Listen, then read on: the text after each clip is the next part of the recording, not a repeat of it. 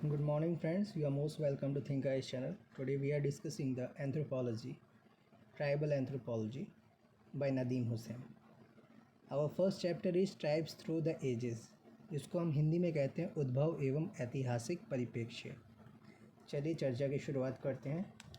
India has been rightly described as a melting pot of race and tribes.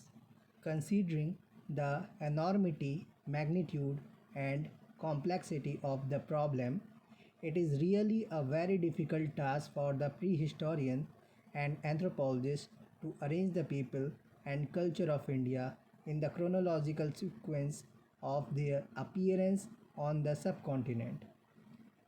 Fuchs, Fuchs, 1973, rightly states that even their subsequent history well up to the Aryan invasion is shrouded in obscurity. चलिए इसको हिंदी में देखते हैं। भारत को प्रजातियों एवं जनजातियों के मेल्टिंग पॉट के रूप में वर्णित किया जाता रहा है। समस्या की गंभीरता व जटिलता को ध्यान में रखते हुए प्रागैतिहासिक विशेषज्ञ तथा मानवशास्त्री के लिए भारत के लोगों तथा संस्कृतियों को उनके इस उपमहाद्वीप पर प्रकट होने के कालानुक्रम उपक्रम में सजाना वास्तव में एक अत्यधिक कठिन समस्या है।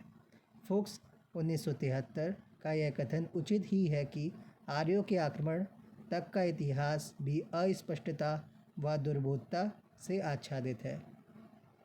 Though stone implements of prehistoric man have been found in various sites dating back to the lower Paleolithic period, so far no skeletal finds have been made of these earlier times, and the human fossils finds of later period are too few and insignificant to enable us to draw any definite conclusion as to the racial history of India in prehistoric times.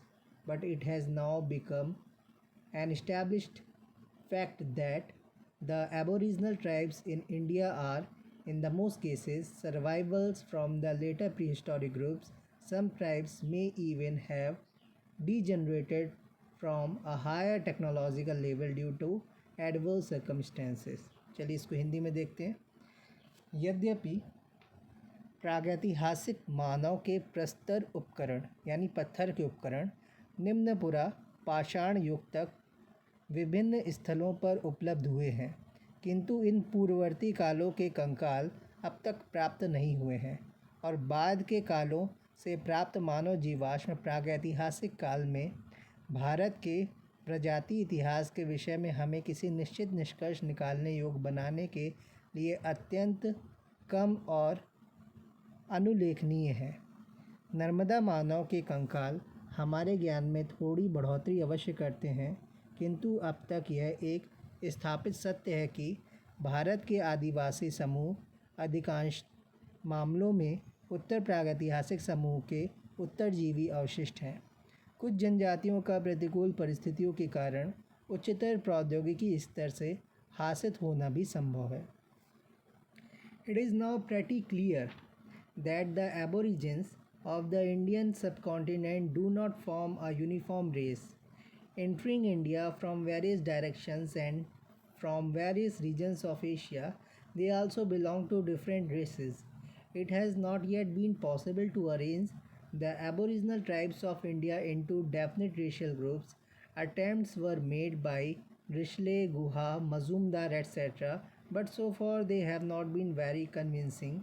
Hence, more anthropological research is necessary before racial and cultural history of Indian Aboriginal population can be presented in a definite perspective. अब यह बिल्कुल स्पष्ट है कि भारतीय उपमहाद्वीप के आदिवासी एक ही प्रजाति के नहीं हैं। भारत में एशिया के विभिन्न दिशाओं तथा विभिन्न क्षेत्रों से प्रवेश करने वाले ये लोग विभिन्न प्रजातियों के हैं।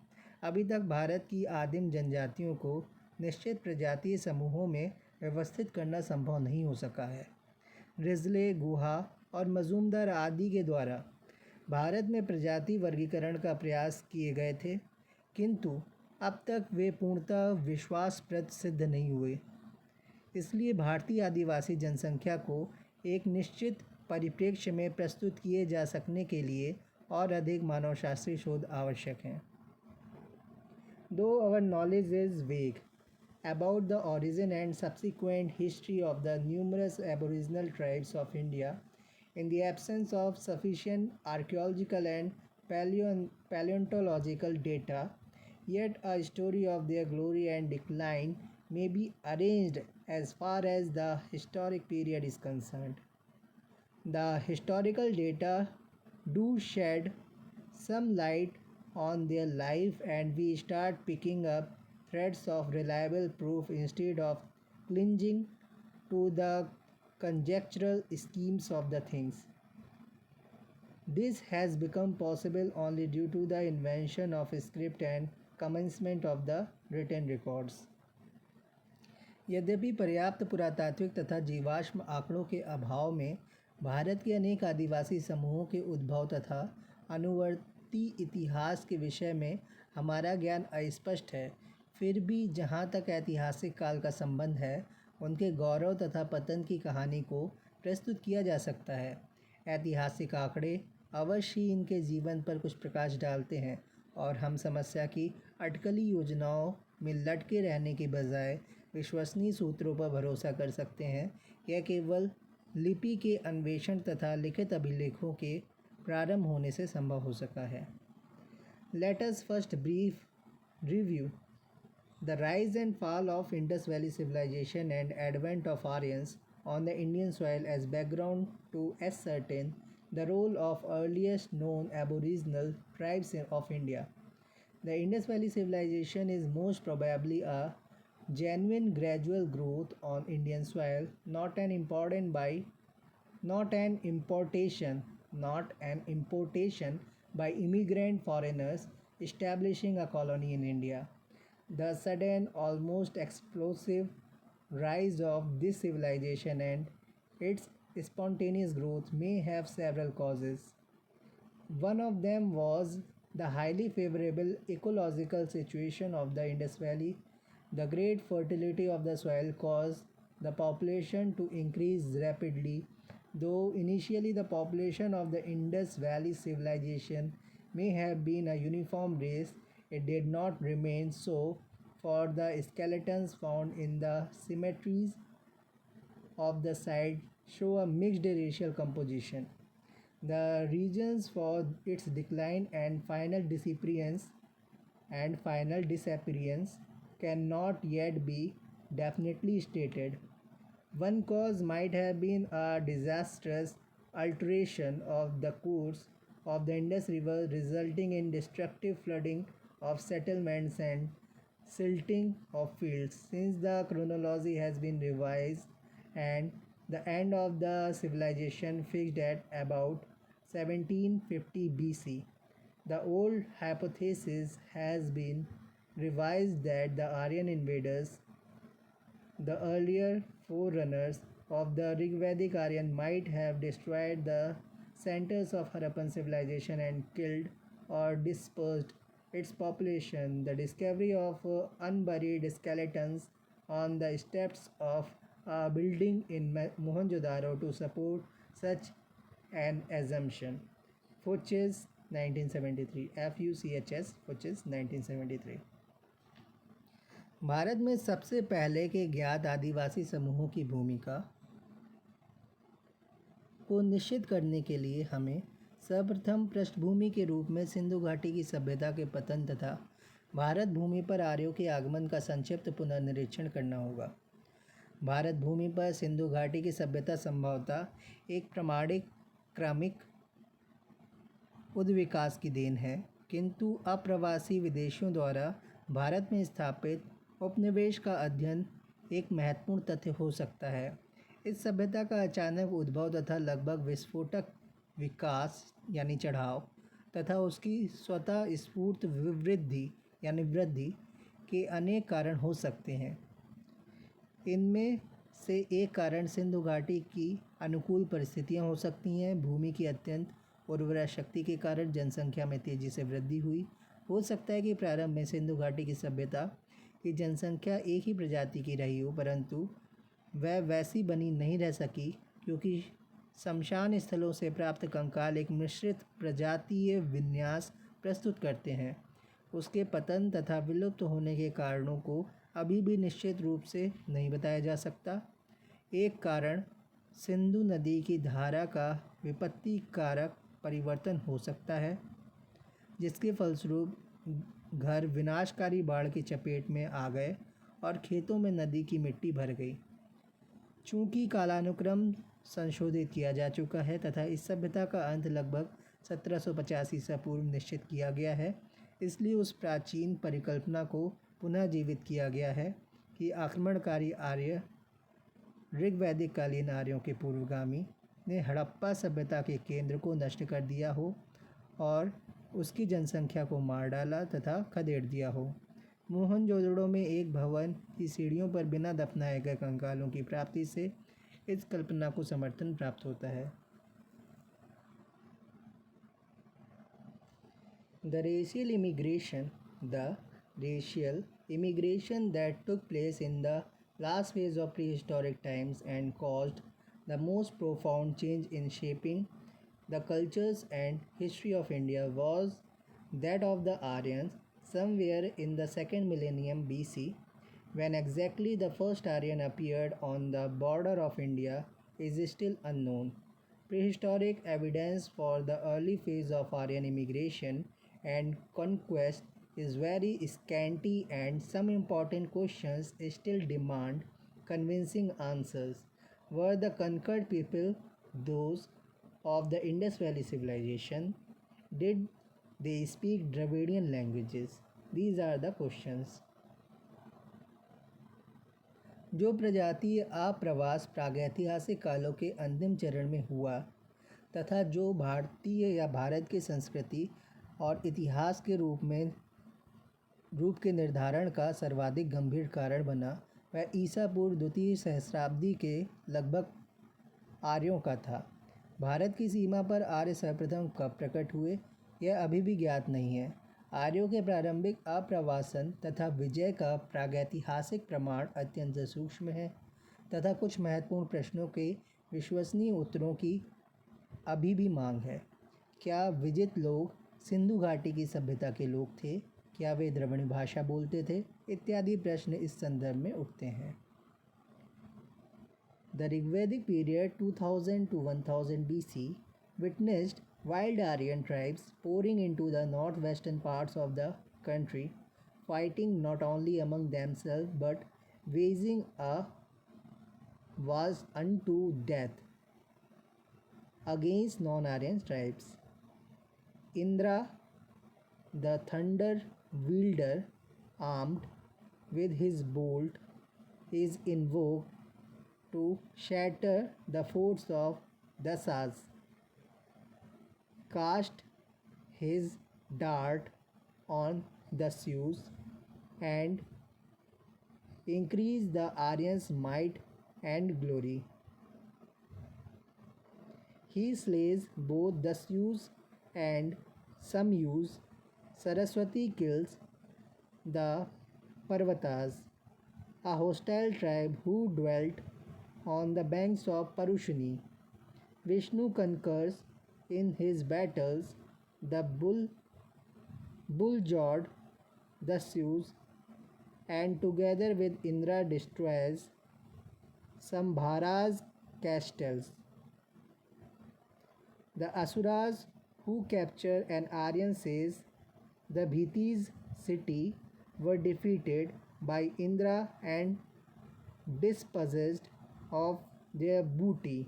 K.S. Singh 1996 comments that Indian tribes have not lain torpid on the fringe of civilization but have responded to static and dynamic rims of history. Their role is limited not merely to references to such of them as Sauras, Kinnaras, and Kirathas. Sauras, Kinnaras, and Kiratas, historical Nagas. Kiratas are historical Nagas in ancient text.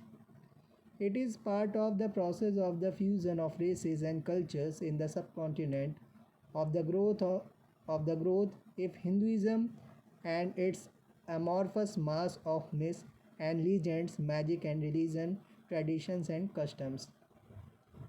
Tribal content in Indian life may be compared to an iceberg in an ocean, and these can be identified as much as Aryan or the Dravidian. The erosion of tribal mass, ethnic and cultural, and its absorption in the dominant society is a process working even today. The thread of this story is to be carefully picked through ancient literary text, archaeological and epigraphic evidence, medieval historical works, and British records and documents.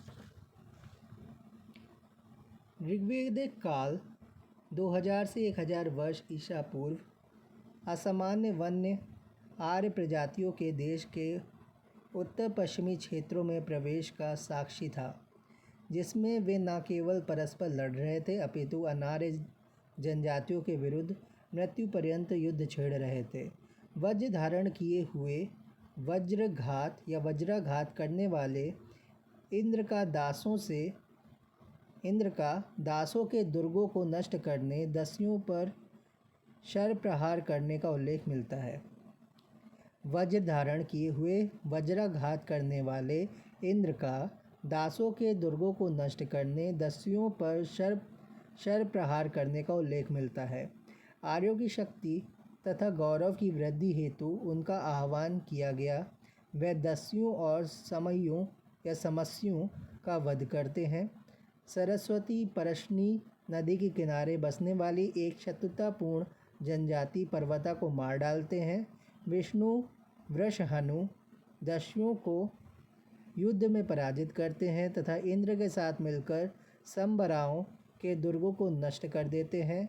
असुरों, जिन्होंने आर्यों के एक ऋषि दभीति के नगर पर अधिकार कर लिया था, को इंद्र द्वारा पराजित कर दिया गया तथा वे अपने लूट के माल से वंचित कर दिए गए। तो असुरों को किसने पराजित किया? इंद्र ने पराजित किया और वे लूट के माल से वंचित कर दिए गए। कुंवर सुरेश सिंह 1964 उन्होंने टिप्पणी की है कि भारतीय जनजातियां सभ्यता की अनुवर्ती होकर निष्क्रिय नहीं बनी रहीं, बल्कि उन्होंने इतिहास की स्थिरता और गतिशीलता के प्रति प्रतिक्रियाएं भी व्यक्त की।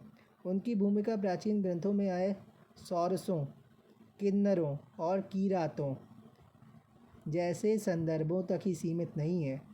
यह उपमहाद्वीप में प्रजातियों और संस्कृतियों के संयोजन की प्रक्रिया, हिंदू धर्म की विवृद्धि तथा उसकी दंत कथाओं तथा मिथकों, जादू और धर्म, परंपरा और प्रथाओं की रवाहीन यानी अक्रिस्टलीय पुंज का अंग है।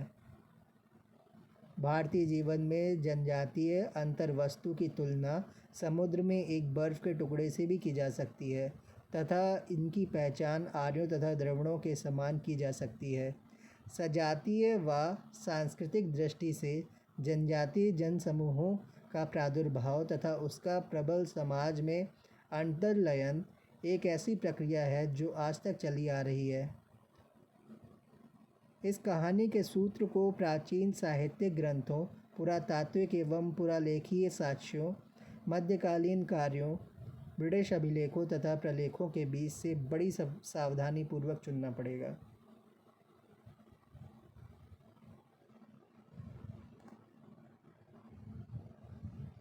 The process of fusion of Aryans and non-Aryan tribes continue. The later Vedic period, 1000 to 600 BC, is marked by further working of the twin process of emerging Hinduism, Aryanization of the tribals, and the tribalization of the Aryans. The two great epics, the Ramayana and the Mahabharata, whatever their historical value, refer to tribals such as the Sudras, Abhiras, Dravidas, and Pulindas, and Sabaras or Sauras. Of these, Sabaras are the most familiar and they are probably the only tribe existing today whose earliest references could be traced to ऐत्यरा ब्राह्मण, ऐत्रय ब्राह्मण, सबरी या सबरी, who offered fruits to Rama यानी Ramchandra, has become in various Alvin's words a symbol of the contribution that tribes can and will make to the life of India. Most of the then known tribes claimed to have participated in the most of the participated in the Mahabharata and its innumerable episodes. Most of the then known tribes claimed to have participated in Mahabharata and its innumerable episodes. Eklavya Abhil has gone down in legends as an ideal disciple who offered his thumb to Dronacharya. Munda and Naga claimed to have fought on the side of the Kurus against the five brothers. Bhima's son Ghatotkacha, who performed prodigies of valor in the war, is born of his tribal wife. Arjuna marries Chitrangada, Naga princess. आर्यों तथा अनार्यों के संविलयन की प्रक्रिया चलती रही। उत्तर वैदिक काल 1000 से 600 वर्ष ईसा पूर्व हिंदूवाद के उद्भव, जनजातियों के आर्यीकरण तथा आर्यों के जनजातीयकरण की दोहरी प्रक्रियाओं के चलते रहने से लक्षणान्वित है। दो महाकाव्यों रामायण और महाभारत, जिनका ऐतिहासिक महत्व कुछ भी हो, में जनजातियों जैसे शूद्र, अभीर, द्रविड़, पुलिंद, शवरा अथवा सौर का संदर्भ आता है। इनमें से एक सर्वाधिक सुपरिचित है और संभवतः वह एकमात्र जनजाति है जो आज भी विद्यमान है तथा जिसके सबसे प्रारंभिक संदर्भ ऐत्रेय ब्राह्मण में खोजे जा सकते हैं। वह है शबरी, जिसने राम को फल भेंट किए थे। वैरियर एल्विन के शब्दों में शबरी ऐसे योगदानों का प्रतीक बन चुकी है कि जनजातियां भारत के जीवन का निर्माण कर सकती हैं और करेंगी। उस समय ज्ञात जनजातियों में से अधिकांश के महाभारत और असंख्य घटनाओं में सम्मिलित होने का दावा किया गया है। एकलव्य नामक एक भील, जिसने द्रोणाचार्य को अपना अंगूठा अर्पित कर दिया था, दंत कथाओं में एक आदर्श शिष्य के रूप में वर्णित किया गया है। मुंडाओं तथा नागाओं ने कौरवों की ओर से पांडवों के विरुद्ध लड़ने का दावा किया है। भीम का पुत्र घटोत्कच, जिसने युद्ध में असाधारण वीरता का प्रदर्शन किया था, का जन्म भीम की जनजातीय पत्नी से हुआ था। अर्जुन के एक नागा राजकुमारी चित्रांगदा से विवाह अर्जुन ने किया था। The Nagas deserve comprehensive study in view of their significant contribution and participation in the Indian mainstream of earliest historical period. The historical or mythical Nagas have been observed. The historical or mythical Nagas have been absorbed so completely into the Hindu society that no trace of there is left today. Significantly, the Nagas of Nagaland have no relation with their celebrated namesakes. The extent of the Naga influence may be measured by the observance of Nag Panchami, the influence of the snake cult on the Vishnu creed, Vishnu's snake bed, and Shaivism. Naga motifs in the sculptures of Mahabalipuram and Rajgriha and such places named as Takshila, Anantnag, Nalanda, Nagpur, and Chota Nagpur. The Mahabharata is, in a way, an essentially Nag story. Buddha converted a few Nagas.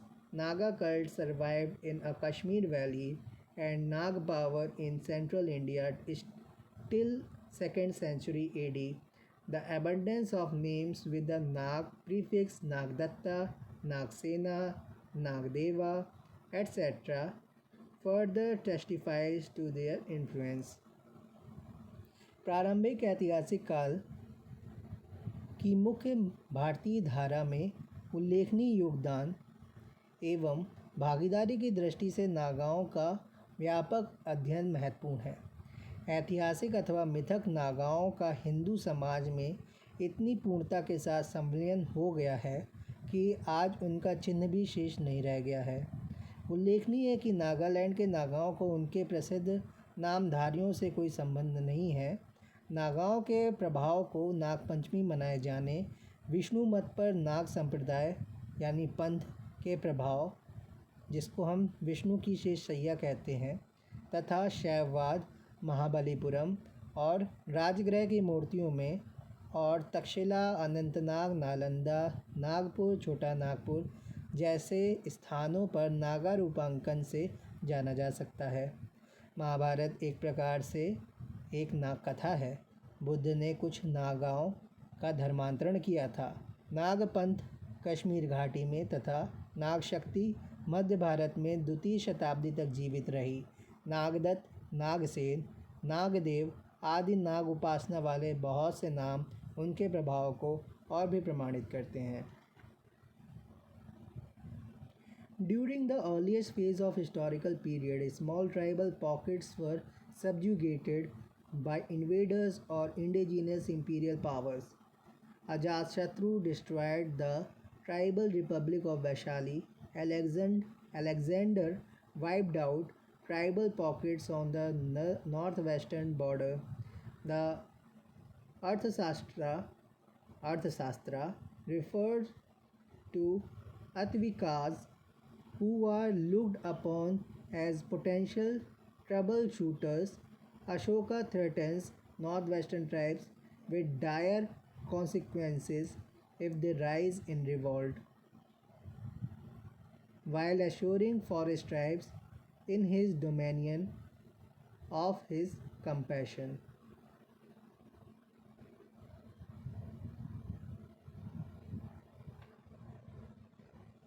ऐतिहासिक काल के प्रारंभिक चरण में आक्रमणकारियों तथा मूल साम्राज्य शक्तियों द्वारा छोटी जनजातीय टुकड़ियों को पराधीन बनाया गया। अजातशत्रु ने वैशाली जनजातीय गणतंत्र को नष्ट कर दिया। सिकंदर ने उत्तर पश्चिमी सीमा पर जनजातियों का सफाया कर दिया। अर्थशास्त्र में अत्विक का संदर्भ आता है, जिसे शक्तिशाली विरोधी माना जाता है। अशोक ने उत्तरी पश्चिमी जनजातियों को धमकी दी थी कि यदि उन्होंने विद्रोह किया तो उसके घातक परिणाम होंगे, जबकि उसने अपने राज्य की वन जातियों को अपनी शरण देने का आश्वासन दिया।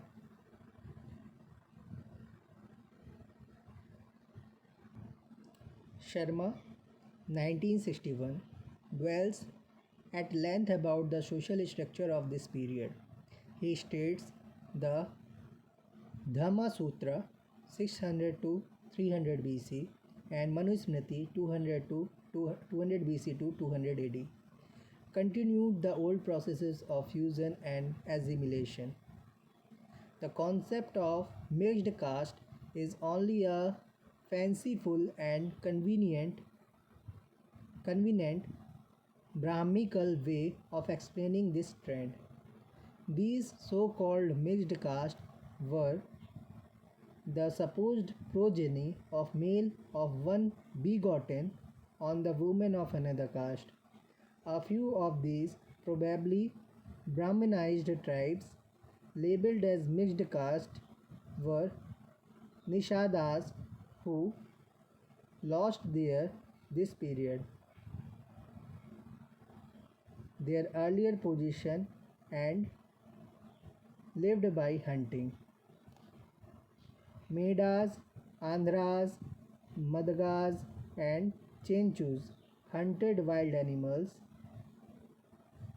Shalas and Pukkasas, who caught animals and birds.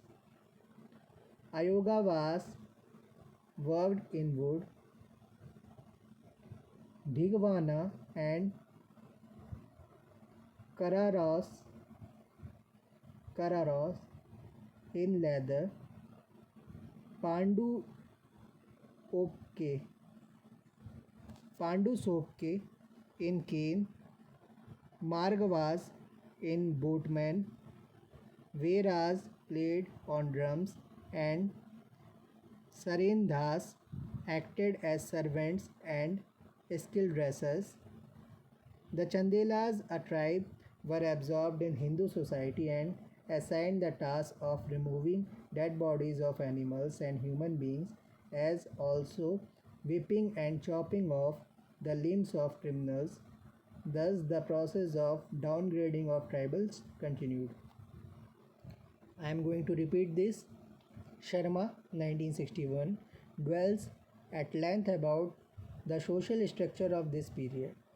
He states the Dharma Sutra 600 to 300 BC and Manusmriti 200 BC to 200 AD continued the old processes of fusion and assimilation. The concept of mixed caste is only the fanciful and convenient Brahminical way of explaining this trend. These so called mixed castes were the supposed progeny of male of one begotten on the woman of another caste. A few of these, probably Brahmanized tribes, labeled as mixed caste, were Nishadas, who lost during this period their earlier position and lived by hunting. Medas, Andhras, Medgas, and Chenchus hunted wild animals. Keshalas and Pukasas, who caught animals and birds. Ayogavas worked in wood. Bhigwana and Kararas in leather. Pandu Sopake in cane. Margavas were boatmen. Veeras played on drums and Sarendhas acted as servant and skilled dressers, and the Chandelas, a tribe, were absorbed in Hindu society and assigned the task of removing dead bodies, assigning the task of removing dead bodies of animals and human being, as also whipping and chopping off the limbs of criminals. Thus, the process of downgrading of tribal continued.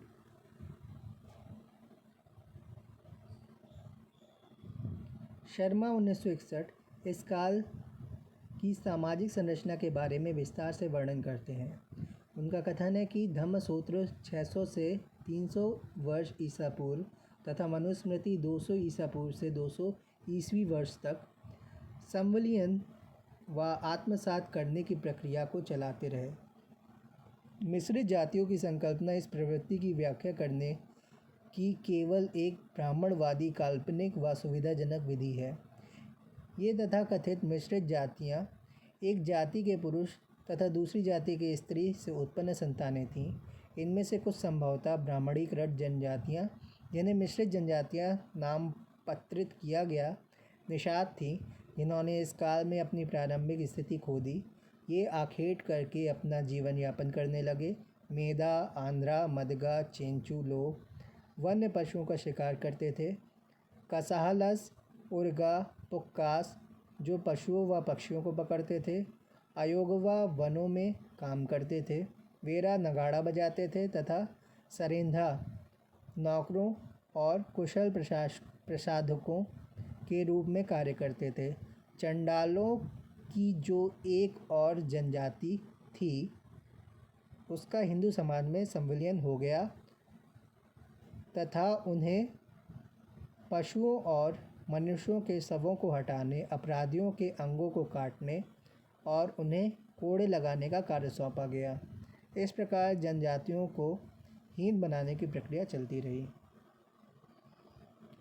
That the tribes were not leading an isolated and alienated existence is borne out by the fact that many of them participated in the sub-Puranic and epic traditions of the myth and folklores.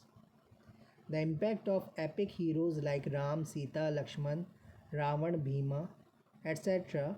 on some of the tribes in the central India is evident from their treasures of myths and lores. Gonds call themselves children of Ravan. Manu is another Puranic figure who has deeply exercised the tribes and Mundas call themselves Manoako after him.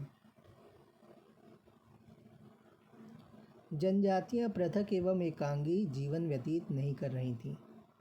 यह बात इस तथ्य से प्रकट है कि इनमें से अनेक उप पौराणिक एवं महाकाव्य काल की परंपराओं के मिथकों एवं लोक वार्ताओं में सम्मिलित हैं।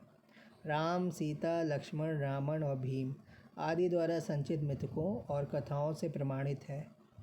गोंड अपने को रावण की संतान कहते हैं।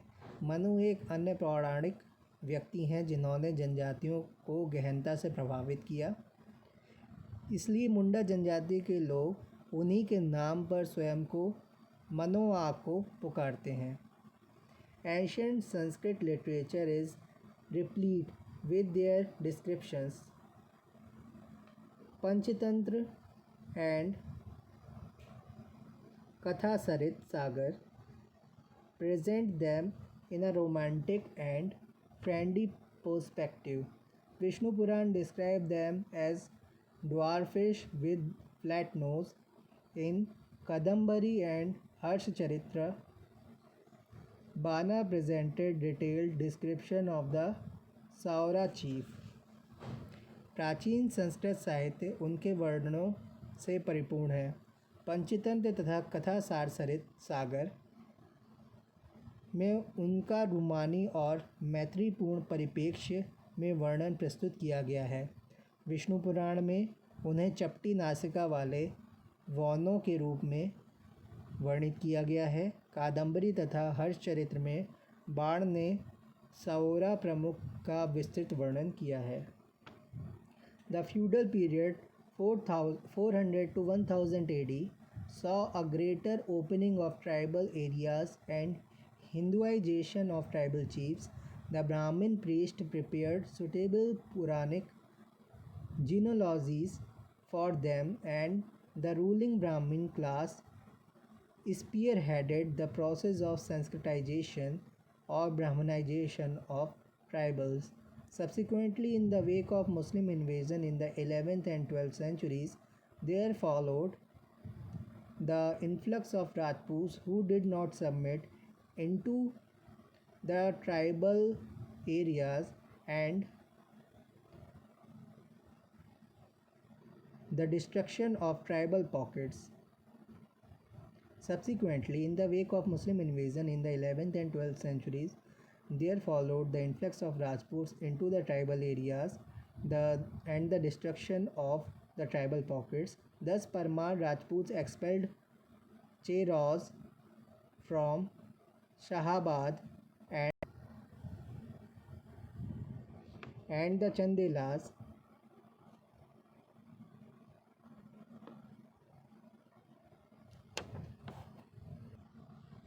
replaced Bhuinia in South Mongyar district of Bihar. The feudal period 400 to 1000 AD saw a greater opening of the tribal areas and Hinduization of tribal chiefs.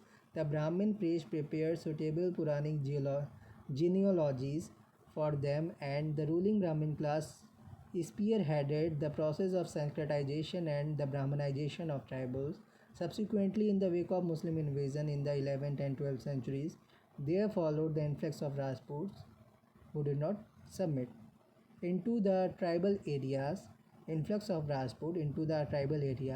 and the destruction of tribal pockets. Thus, Parmar Rajput expelled Cheroz, Cheroz from Shahabad, and the Chandelas replaced Bhunia in the South Mongyar district of Bihar. सामंत काल 400 से 1000 ईस्वी में जनजातीय क्षेत्रों को अपेक्षाकृत अधिक खुलापन प्राप्त हुआ तथा जनजातीय मुखियों का हिंदूकरण हुआ। ब्राह्मण पुजारियों ने उनके लिए उपयुक्त पौराणिक वंशावली तैयार की तथा सत्ताधारी ब्राह्मण वर्ग ने जनजातियों के संस्कृतिकरण तथा ब्राह्मणीकरण की प्रक्रिया को आगे बढ़ाया। इसके पश्चात 11वीं और 12वीं शताब्दियों में मुसलमान राजाओं के आक्रमण के कारण उनकी अधीनता न स्वीकार करने वाले राजपूतों का जनजातीय क्षेत्रों में प्रवेश प्रारंभ हुआ, जिसके फलस्वरूप बहुत से जनजातीय टुकड़ियाँ नष्ट हो गईं।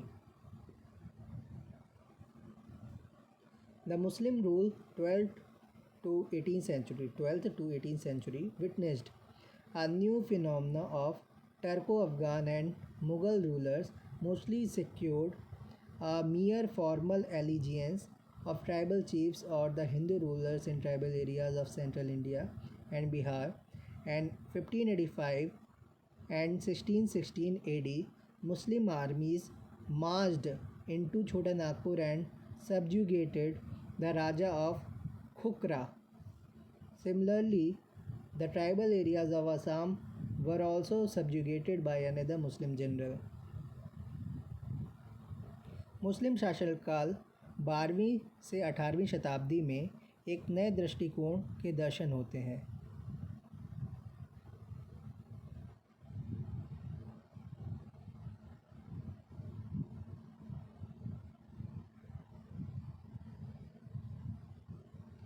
तुर्क, अफ़गानी तथा मुग़ल शासकों ने अधिकांश जनजातीय मुखियों और जनजातीय मुखियों अथवा मध्य भारत तथा बिहार के जनजातीय क्षेत्रों में हिंदू शासकों की मात्र औपचारिक निष्ठा की मांग की। सन 1585 तथा 1616 ईस्वी में मुसलमान सेनाओं ने छोटा नागपुर में प्रवेश किया तथा खुकरा के राजा को अधीन कर लिया। इस प्रकार असम के जनजातीय क्षेत्रों को एक अन्य मुसलमान सेना नायक ने अपने अधीन कर लिया। सन 1661 के आसपास दाऊद खां के पलामों के चेरों को अधीन कर लिया गया। इस काल में उत्तर पश्चिमी सीमा में कुछ जनजातियां का इस्लाम धर्म में धर्मांतरण हुआ। पीर सैयद शाह कमाल ने नटों के मध्य तथा पीर सैयद मोहम्मद ने कोलों के बीच कार्य किया। ऐसे कुछ मुसलमान संत हैं जिन्होंने जनजातीय क्षेत्रों की सीमा पर कार्य किया और अपने धर्म का प्रचार किया। We are going to repeat this. The feudal period 400 to 1000 AD saw a greater opening of tribal areas and Hinduization of tribal chiefs. The Brahmin priests prepared suitable Puranic genealogies for them, and the ruling Brahmin class spearheaded the process of Sanskritization and Brahmanization of tribal. Subsequently, in the wake of Muslim invasion in the 11th and 12th century, were followed the influx of Rajput into the tribal areas and destruction of the tribal pockets. Thus, Parmar Rajputs expelled Cheras from Shahabad, and the Chandelas replaced Bhunia in the South Mongia district of Bihar. The Muslim rule 12th to 18th century witnessed a new phenomena of Turco-Afghan and Mughal rulers mostly secured a mere formal allegiance of tribal chiefs or the Hindu rulers in tribal areas of central India and Bihar. In 1858 and 1616 AD, Muslim armies marched into Chota Nagpur and subjugated the Raja of Khukra. Similarly, the tribal areas of Assam were also subjugated by another Muslim general. One Daud Khan subjugated the Cheros of Palamau around 1661 AD. During this period, the conversion of tribal into the northwest frontier region to Islam took place. Some Muslim saints worked and preached on fringes of tribal areas like Pir Sayyid Shah Kamal, who worked among the Nats, and Pir Sayyid Muhammad, who worked among the Kols. सामंत काल 400 से 1000 ईस्वी में जनजातीय क्षेत्रों को अपेक्षाकृत अधिक खुलापन प्राप्त हुआ और जनजातीय मुखियाओं का हिंदूकरण हुआ। ब्राह्मण पुजारियों ने उनके लिए उपयुक्त पौराणिक वंशावली तैयार की तथा सत्ताधारी ब्राह्मण वर्ग ने जनजातियों के संस्कृतिकरण और ब्राह्मणीकरण की प्रक्रिया को आगे बढ़ाया। इसके पश्चात 11वीं और 12वीं शताब्दियों में मुसलमान राजाओं के आक्रमण के कारण उनकी अधीनता न स्वीकार करने वाले राजपूतों का जनजातीय क्षेत्रों में प्रवेश प्रारंभ हुआ, जिसके फलस्वरूप बहुत सी जनजातीय टुकड़ियां नष्ट हो गईं। इस प्रकार परमार राजपूतों ने शाहाबाद से चेरों को निष्कासित कर दिया तथा बिहार के दक्षिण में मुंगेर जनपद में भूमिया जनजातियों का स्थान चंदेलों ने ले लिया। मुस्लिम शासनकाल 12वीं से 18वीं शताब्दी में एक नए दृष्टिकोण के दर्शन होते हैं। तुर्क, अफ़गानी तथा मुग़ल शासकों ने अधिकांश जनजातीय मुखियों और मध्य भारत तथा बिहार के जनजातीय क्षेत्रों में हिंदू शासकों की मात्र औपचारिक निष्ठा की मांग की। सन 1585 तथा 1616 ईस्वी में मुसलमान सेनाओं ने छोटा नागपुर में प्रवेश किया तथा खुकरा के राजा को अधीन कर लिया। इस प्रकार असम के जनजातीय क्षेत्रों को एक अन्य मुसलमान सेना नायक ने अपने अधीन कर लिया। सन 1661 के आसपास दाऊद खां ने पलामू के चेरों को अधीन कर लिया। इस काल में उत्तर पश्चिमी सीमा क्षेत्र में कुछ जनजातियों का इस्लाम धर्म में धर्मांतरण हुआ। पीर सैयद शाह कमाल ने नटों के मध्य तथा पीर सैयद मोहम्मद ने कोलों के बीच कार्य किया। कुछ मुसलमान संत हैं जिन्होंने जनजातीय क्षेत्रों की सीमा पर कार्य किया तथा अपने धर्म का प्रचार किया। Some streams of Hinduism like Bhakti movement also affected the tribals such as Munda, Oraon, etc. Chaitanya Mahaprabhu passed through Jharkhand and Vaishnava preachers like Binand Das working in Munda area converted many tribals. The Bhunyas were completely Hinduized and lost all their tribal traits. The roots of subsequent Bhagat movements among the tribals could be traced to the Vaishnava influence. Nothing illustrates more eloquently than the conversion of Ahoms in Assam, K.S. Singh, 1964। भक्ति आंदोलन जैसे हिंदू धर्म की कतिपय धाराओं ने भी मुंडा और ओराओं जैसी जनजातियों को प्रभावित किया। चैतन्य महाप्रभु झारखंड से गुजरे और मुंडा क्षेत्र में कार्य करते हुए बिनंद दास जैसे वैष्णव प्रचारकों ने बहुत सी जनजातियों का धर्मांतरण किया। भूइयाँ लोगों का पूर्ण रूपेण हिंदूकरण हो गया तथा उन्होंने अपनी सभी जनजातीय विशेषताओं को खो दिया। जनजातियों में अनुवर्ती भक्ति आंदोलन की जड़ों को वैष्णव प्रभाव में खोजा जा सकता है। असम में अहोमों के धर्मांतरण से अधिक स्पष्ट उदाहरण और कोई नहीं है। Suresh Singh, 1964। Now appear the British colonists with their modern technology, new approach and vested interest. The advent of British rule meant opening up of tribal areas along the sea coast and in Bihar and Bengal. The construction of Grand Trunk Road (GT Road) through tribal pockets accelerated the influx of aliens such as merchants, moneylenders and land grabbers. Furthermore, the pressure of growing population and the ruthless exploitation and oppression by Jamidar facilitated migration of peasants and artisans to inaccessible tribal areas. The Christian missions also got their pound of flesh. इसके पश्चात अब अंग्रेज उपनिवेशवादी अपनी आधुनिक प्रौद्योगिकी, नवीन उपागम तथा निहित स्वार्थों के साथ प्रकट हुए। अंग्रेजी शासन के उद्भव का अर्थ जनजातीय क्षेत्रों, समुद्र किनारों तथा बिहार और बंगाल में उनका प्रवेश था। जनजातीय समूहों के बीच से ग्रांड ट्रंक रोड के निर्माण ने बाहर के व्यापारियों, साहूकारों तथा भूमि पर कब्जा करने वाले परदेशियों के प्रभाव में तेजी ला दी। इसके आगे बढ़ती हुई जनसंख्या के दबाव तथा जमींदारों द्वारा क्रूर शोषण तथा दमन ने किसानों और कारीगरों का अनधिगम्य जनजातीय क्षेत्रों में प्रवसन को सुविधाजनक बना दिया। ईसाई मिशनरियों को भी इसमें उनका हिस्सा मिल गया। The monumental endurance and patience of the tribal exhausted in the wake of the breakdown of tribal order in tribal areas in the 18th century, Munda Uprising 1789 to 1901, the Santhal insurrection,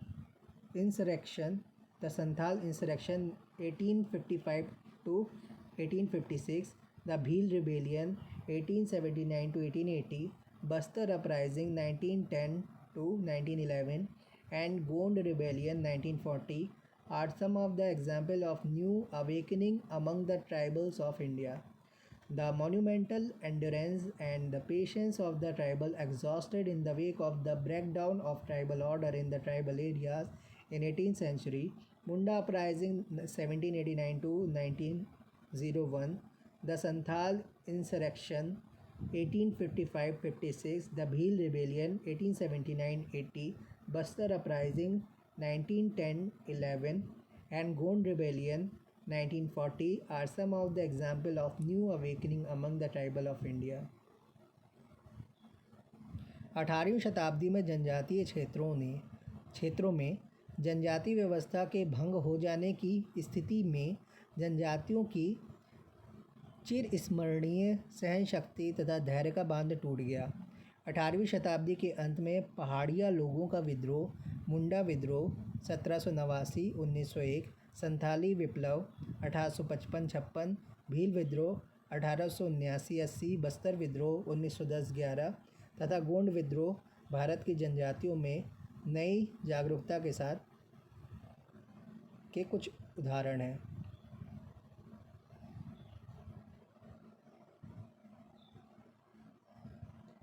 Another very significant point to be noted in this historical journey of the Indian tribals is the status of the three major religions of India. While Hinduism and Islam had stopped short at the fringes in the most of the cases, Christianity penetrated deep into the tribal areas under the patronage of British rulers. This led to the revitalization movements among the tribals like Kherwar movement 1871-80, Sardari movement 1881-95, Birsa movement 1895-1901, Tana Bhagat movement 1920-1935, 1920 to 1935, and a host of others. The agrarian cum cultural movement threw up politico-religious leaders of stature who deeply influenced the tribals thinking for decades to come. With the departure of the British colonialists and the rise of the independent India, the tribal citizens of the country were promised a fair deal, in some cases privileged to become partners in progress. Upliftment of the tribals was an article of faith for our constitution makers. Could we realize this dream? The coming chapter shall be reviewed the tribal situation in a multidimensional perspective to find the answer. भारतीय जनजातियों की इस ऐतिहासिक यात्रा में एक दूसरा अत्यंत उल्लेखनीय व ध्यान देने योग्य बिंदु भारत के तीन बड़े धर्मों का स्थान है, जहाँ एक और हिंदू तथा इस्लाम धर्म अधिकतर कगार पर ही रुक गए। अधिकांश मामलों में ईसाई संप्रदाय के लोग ब्रिटिश शासकों के संरक्षण में जनजातीय क्षेत्रों में बहुत अंदर तक प्रवेश कर गए। यह आगे चलकर जनजातियों में अनेक आंदोलनों, जिनमें पुनः जीवन संचार रिवाइटलाइजेशन आंदोलन भी शामिल हैं, का कारण बना।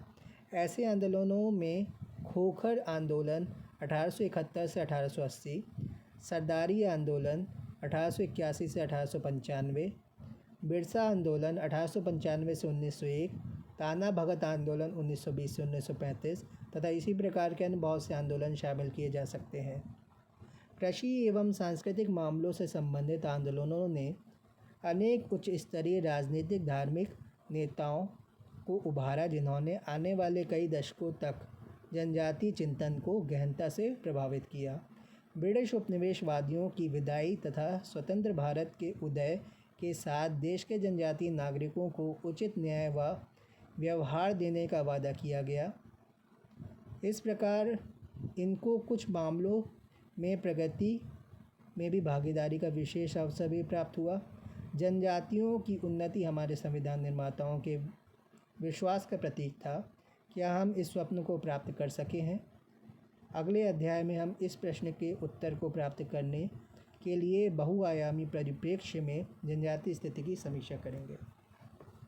Another very significant point to be noted in the historical journey of the Indian tribals is the status of the three major religions of India. While Hinduism and Islam had stopped short at the fringes in the more of the cases, Christianity penetrated deep into the tribal areas under the patronage of the British rulers. This led to the revitalization movements among the tribals like Kherwar movement 1871-1880, Sardari movement 1881-1895, Birsa movement 1895-1901, Tana Bhagat movement 1920-1935, and a host of others.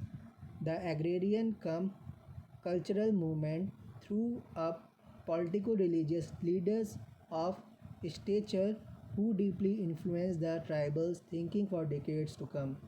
With the departure of the British colonialists and the rise of independent India, the tribal citizens of the country were promised a fair deal, in some case privileged to become partners in progress. Upliftment of the tribal was an article of faith for our constitution makers. Could we realize this dream? The coming chapter shall be reviewing the tribal situation in the multidimensional perspective to find the answer. Thank you very much.